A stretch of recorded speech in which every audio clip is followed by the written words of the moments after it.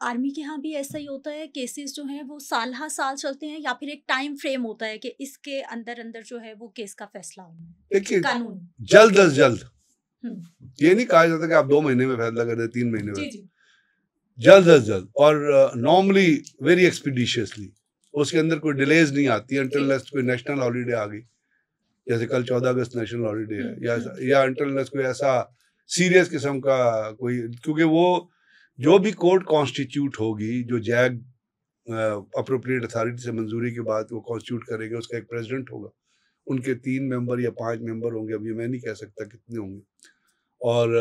वो कोर्ट बन जाएगी, उसका बाकायदा ऑर्डर पब्लिश होगा कि फॉलोइंग ऑथराइज प्रेसिडेंट ये मेंबर है, फिर उनको मैंडेट दिया जाएगा कि आपने ये काम करना है, ये अपनी इंक्वायरी हो चुकी है, उस इंक्वायरी की कॉपी प्रोसिक्यूटर के पास जाए, एक प्रोसिक्यूटर अपॉइंट होगा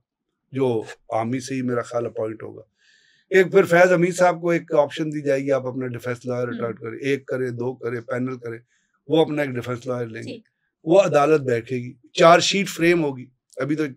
मेरी नज़र से चार्जशीट नहीं गुजरी, चार्जशीट फ्रेम होगी, उस पर चार्जेस लगाए जाएंगे, वो चार्जेस होंगे पाकिस्तान और आर्मी एक्ट के कवानीन के मुताबिक, वो चार्जशीट की एक कॉपी प्रोसिक्यूटर के पास होगी, एक कॉपी डिफेंस लॉयर के पास होगी, इंक्वायरी की एक कॉपी प्रोसिक्यूटर के पास होगी, साहब जैसे FIR की कापियां डिफेंस लॉयर भी उनके पास होगी, और फिर वो मुकदमा चलेगा अदालत, आर्मी अदालत के अंदर, ओपन कोर्ट होगी, उसके प्रोसीडिंग लोग सुनेंगे, और उसके बाद वो कोशिश करेंगे कि वो जल्द अब उसमें विटनेसेस पेश होंगे, कोई डॉक्यूमेंट्स पेश होंगे, कोई डॉक्यूमेंट्री प्रूफ पेश होंगे, क्योंकि चीज़ ऐसी है जिसमें सर फैज हमीद साहब नहीं है, उससे रिलेशन में ये भी कहा जा रहा है, उनके 2 कजन्स हैं, कोई ब्रिगेडियर खालिक है, उनका भी नाम लिया जा रहा है, सरदार नजफ का नाम लिया जा रहा है, सरदार नजफ को ऑलरेडी पहले पकड़ा भी गया था। तो ये चीजें, अब इसमें ये कहना मैं कहूँ यहाँ पे आपको कि नहीं 15 दिन के अंदर तो फाइनल, तो I think that will not fair.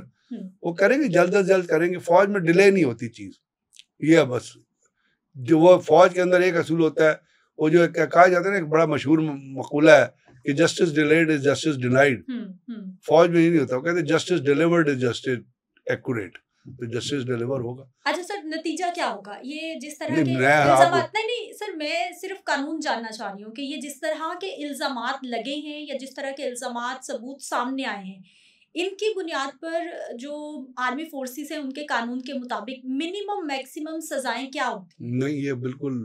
Absurd, ये कमेंट नहीं कर सकते, अभी तो ये चार्जेस है, ठीक, अभी तो सिर्फ ये चार्जेस हैं, ठीक है ना, इसके ऊपर मुकदमा चल रहा है। अब मुकदमा किस तरह चलेगा ये तो मैं और आप फोर्सी नहीं कर सकते, क्योंकि साफ देखे ना, किसी शख्स पे कत्ल का इल्जाम लगता है, ठीक है, अब बहुत दफा ऐसा हुआ है जो हम तारीख में पढ़ते हैं कि मुल्जिम इसलिए छूट गया कि कत्ल का आला बरामद नहीं हुआ था,